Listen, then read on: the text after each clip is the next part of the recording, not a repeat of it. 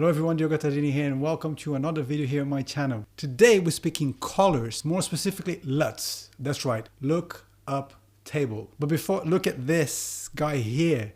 Can you see this guy here? Look closely. Alexa, turn on the lamp. What? Alexa, turn the lamp purple.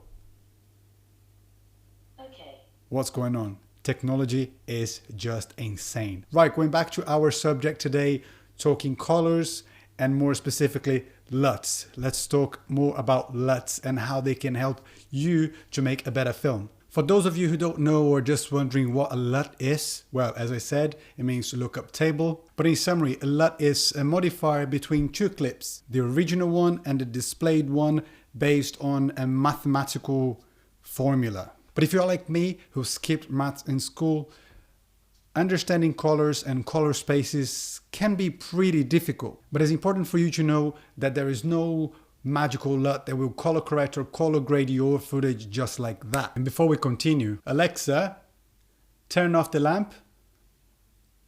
Okay.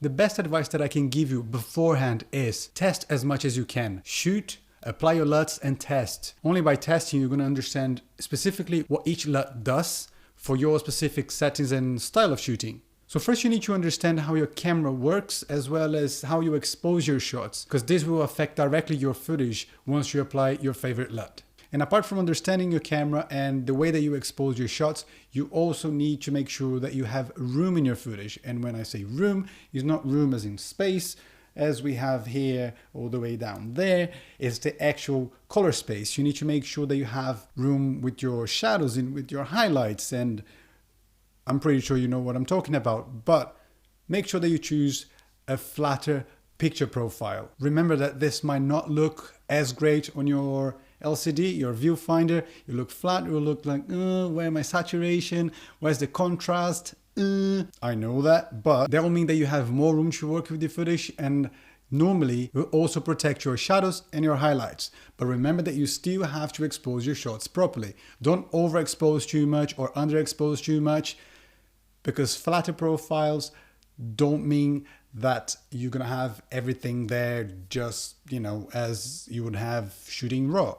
That doesn't mean that. Make sure you expose your shots properly as well. For instance, with my C100, I normally use the YDR, which isn't as flat as the C-Log, but it's still flat enough for me to grade, to give that little extra bit that I need when grading the footage. I have that balanced image and keeping those nice Canon colors that you might know already. Now with the Sony a6500, when I first got it, I was using the standard mode, which isn't the greatest, but I was learning how to use the camera. I was learning all the functions and features of the camera. So for me, the standard worked for probably 2 or 3 times. Then I moved on to the S-Log, which I absolutely love. With picture profiles like the S-Log, for instance, you definitely need to grade your footage, because otherwise it'll look too flat. It will just look like this.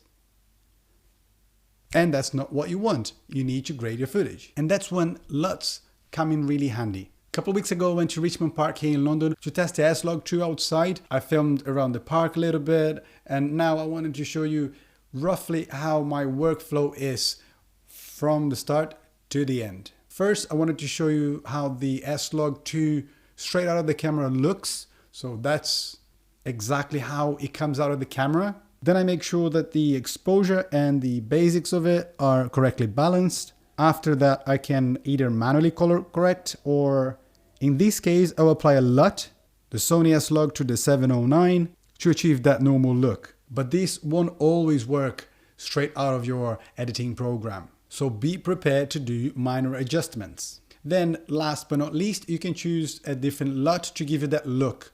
Many people do that to change the skin tones, or to maintain a specific color, or to give that different mood. You choose. But that should be the last thing that you do to equalize all your clips. You can find loads of different LUTs online, free, paid, with different moods and feels to it. And the beauty of all these different LUTs is you can adjust every single part of it after. So basically you apply a LUT, you can control intensity, you can control if you want more saturated or less saturated, you can control the whites, the blacks, shadows, highlights, you can control anything after you apply your favorite LUT. As a general rule, I would advise you to test all the LUTs that you wish, but don't go crazy. More often than not, they can definitely damage your footage and leave pretty nasty looks. So expose your shots properly, fix in post whatever you need to fix, add those pretty slick LUTs to your footage, and enjoy everything that you can with these babies. And remember, not every LUT is ideal for every camera or for you. It all comes down to you, the way that you shoot, your style, and the way that you want your film to look. I hope this video was helpful and helped you understand a bit more about LUT or lookup table. If it did and you feel like, click on the like button. If you want to see more videos like this, subscribe to the channel, turn on the bell, those notifications, and then you're gonna be notified whenever I post a new video. And I'll see you guys in the next video.